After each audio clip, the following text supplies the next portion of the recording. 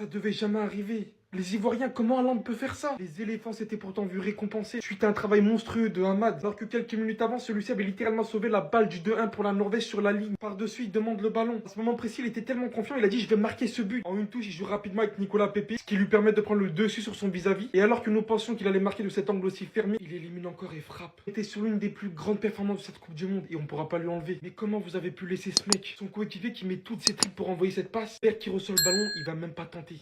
Regardez Yaki tout seul là-bas. Haaland se retrouve tout seul devant les cages. Regardez-moi ce sourire machiavélique. Ce boubou là. Après le but de Noussa, qui qu'on se dise d'ailleurs lui aussi, c'était beaucoup trop. Sa frappe était dotée d'une violence à l'entrée de la surface. Regardez-moi comment il retombe s'il vous plaît, ça se voit à sa posture. Le saut du gardien, le mec a balancé une dinguerie. On va pas se mentir, c'est du beau jeu. Mais franchement, je suis tellement dégoûté pour la Côte d'Ivoire. En revenant au score de cette manière-là, ils avaient tellement fait le plus dur. Malheureusement, ça ne sera pas pour cette fois. La Côte d'Ivoire a encore montré un excellent aspect d'eux. En vrai, je trouve ça assez dommage quand même qu'ils sortent dès maintenant. Mais pour moi, tout de même à ce stade, c'est déjà tout de même une réussite. Une réussite pour le football africain et pour la Côte d'Ivoire.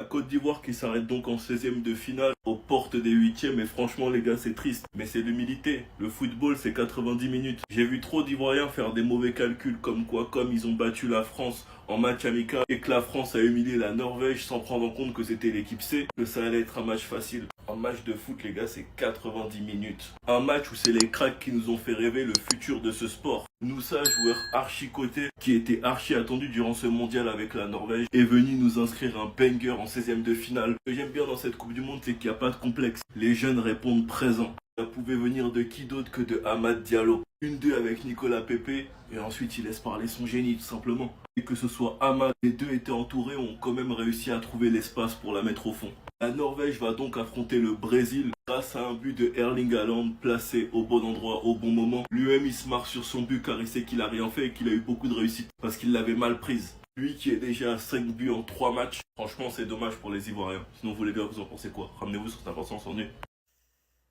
La Norvège d'Erling Haaland qui élimine la Côte d'Ivoire d'Amad Diallo. Dans un match qui était très serré, la Côte d'Ivoire peut avoir des regrets parce que les occasions, il y en aura eu des deux côtés. La Norvège qui était beaucoup plus clinique devant. Le but d'Haaland, je vous dis sincèrement, il est magnifique. C'est un but tellement beau collectivement. Le but d'Amad Diallo, même son coup franc, à la fin, je me suis dit non, il va le mettre. Amad Diallo, moi je suis content de l'avoir à Manchester United.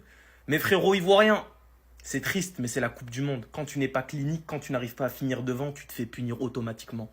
Faut quand même applaudir la Norvège qui, dans le même tournoi, aura battu 2 des top 3, top 5, on va dire, meilleures équipes d'Afrique. Phase de poule, ils battent le Sénégal. Phase d'élimination directe, ils battent la Côte d'Ivoire. Je vous le dis, la Côte d'Ivoire peut sortir de ce mondial avec des regrets parce qu'ils ont une génération qui était incroyable. Si je ne me trompe pas, c'était l'équipe la plus jeune du tournoi. Malheureusement, ils sortent dès les 16e de finale. La Norvège qui, dans quelques jours, va aller affronter le Brésil. Le but de Noussa, magnifique. Même les parades des deux gardiens. De toute façon, c'est un mondial, les Coupes du Monde. Les gardiens, ce qui nous sortent, waouh. Mais que de regrets pour la Côte d'Ivoire qui sort quand même tôt pour une équipe qui avait un objectif, si je ne me trompe pas, de minimum quart de finale. Mais bon, c'est la Coupe du Monde. Élimination de la Côte d'Ivoire, les frères. 2-1 contre la Norvège. La Norvège qui est en train de faire une vraie compétition, les frères. C'est une équipe vraiment solide. Par rapport au match, la Côte d'Ivoire, ils n'ont pas démérité. Ça fait chier parce que vraiment, la Côte d'Ivoire, ils ont une très très belle équipe. Mais j'ai l'impression que cette équipe-là, elle manque beaucoup d'expérience. J'ai l'impression aussi que le milieu de terrain, il faut le renouveler. Je pense que c'est un des points faibles de la Côte d'Ivoire au milieu de terrain quant à Sangaré et Kessié. Je trouve que c'est un peu vieillissant. Ça manque aussi de second souffle. On l'a vu sur quelques occasions, des fois, au milieu de terrain troué. Par contre, devant, ça va à 2000. Pour moi, c'est peut-être la meilleure équipe, la meilleure attaque d'Afrique avec des Diomandé, avec Amad Diallo qui est rentré, qui a mis un but incroyable.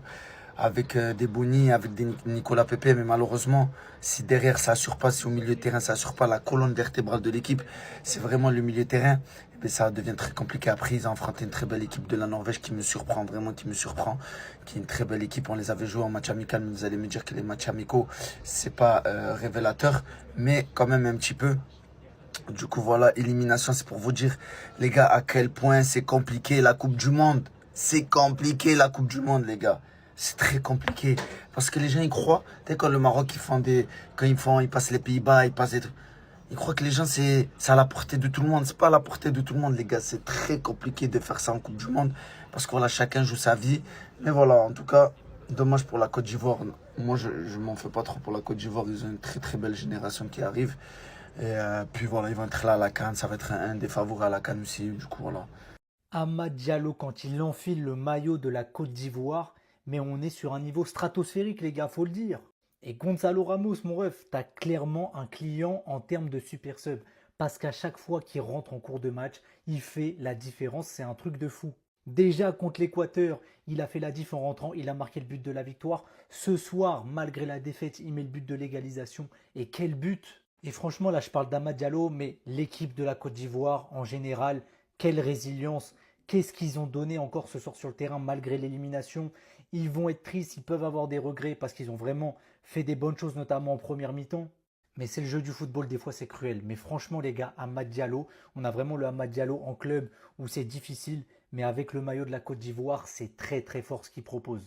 En tout cas voilà, mes frères ivoiriens, vous pouvez être fiers de vous, vous pouvez sortir de cette compétition la tête haute, même s'il peut y avoir des regrets sur ce match parce que la Norvège, elle était à votre portée, mais vous n'avez pas à rougir de ce que vous avez fait, vous avez tout donné, vous avez joué comme des bonhommes, vous n'avez pas été complexés, félicitations à vous.